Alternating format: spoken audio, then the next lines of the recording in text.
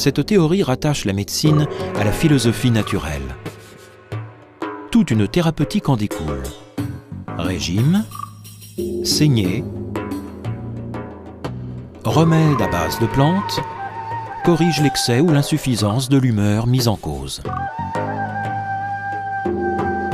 60 traités en grec rédigés par le maître et ses disciples transmettent cette pensée à travers les siècles. Le serment d'Hippocrate, qui impose respect et discrétion envers le malade, devient une règle pour tous les médecins. Ce n'est pas un hasard si cette médecine, affranchie de la magie et de la cause divine, se développe à l'époque de Périclès. Période d'épanouissement pour l'art et la pensée, où l'homme est considéré comme la mesure de toute chose.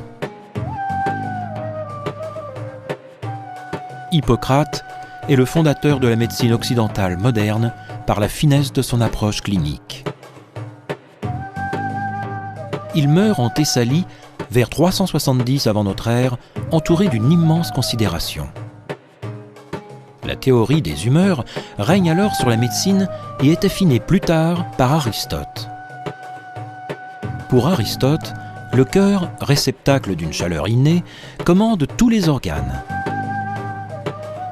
Il est aussi le siège d'un pneuma, substance immatérielle, source de la vie psychique et morale.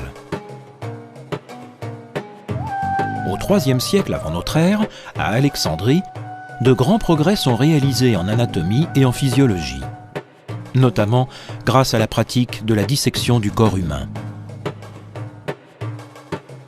Hérophile de Chalcédoine découvre le système nerveux et en explique le fonctionnement général.